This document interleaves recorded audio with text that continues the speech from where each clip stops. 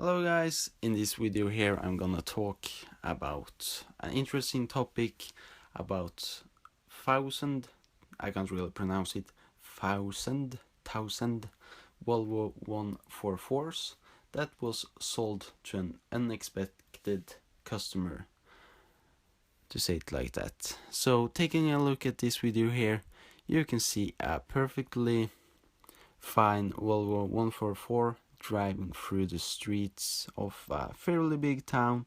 I believe it's in Sweden. Oh, I think actually not. That's not Sweden.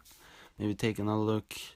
No, I think that must be a North Korean town. Even though Sweden have taken in a lot of refugees the last years, I believe this is not Sweden, but Pyongyang in North Korea. And the interesting thing about this video here is that it's recorded in 2017. And then you can wonder, why are two North Koreans driving a 40-year-old Volvo through the city of Pyongyang in North Korea? So, just the basics of the Volvo 144. It was a part of the Volvo 140 series, which was produced between 1967 and 1974, and it was like meant to be the replacement for the legendary Amazon, which was a legendary car, to say it at least. And in total, 1.2 million Volvo no, not Amazons, but Volvo 144s were produced, and then 1,000 of them ended up in North Korea in 1974. And the reason why 1,000 of them ended up in North Korea was because some Swedes in 1974 thought it would be a good idea to try to get in on the what they thought was a growing market in North Korea.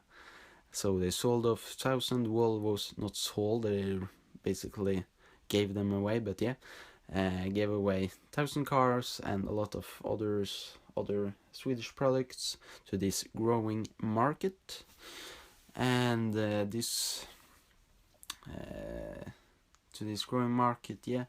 And it was because after the Korean War in 1953, Sweden also was one of the first countries to declare that the Republic of Korea, or North Korea I believe, was to be our own country, and Sweden also built an embassy there, so they tried to get some connections with the country. And Sweden have always been a little bit on the left side, well, at least what I think. So they maybe tried to bond it a little bit with North Korea and saw a small opportunity to make some money. But that wasn't the deal in this case, to say it like that.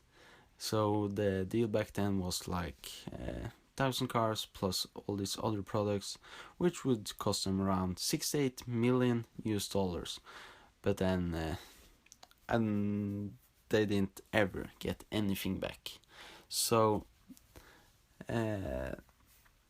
now North Korea owed the Swedish government 307 million US, which is a fairly big amount of money.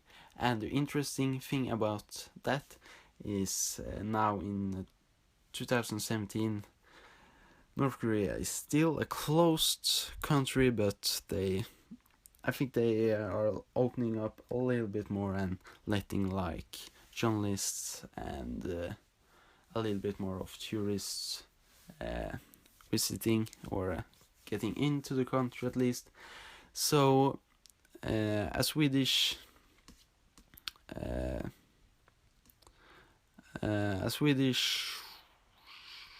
what did I say 2 seconds ago?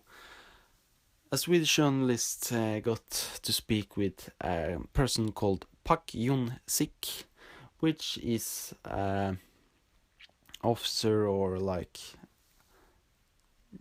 won't really know how to pronounce it, but he's a person that at least have something with the North Korean government to do, and he got asked about this topic here, and he was aware actually of this agreement, so it isn't like they are not saying that it ever happened, but they won't pay it off. But then they asked if Sweden ever was gonna get the money back. So, and he then answered, if I believe that North Korea and Sweden get a closer bond in economics and culture, so then the problems maybe can be solved in the future. Yeah, it was my translation, which also was pretty bad, but as you can see, it was basically telling that North Korea didn't have a lot back then, and everything went south, and we have to build up and get better bonds, and yeah. So I never think they're ever gonna pay it back. So yeah, sorry for my bad pronunciations and everything. There's I think there's a lot of other videos about these topics, and you can also find more on the internet. But I hope you found it a little bit interesting, and yeah. And I will try to make better content in the future. So if you found it a little bit enjoyable, just like it or something. That will help out a lot. Thank you guys.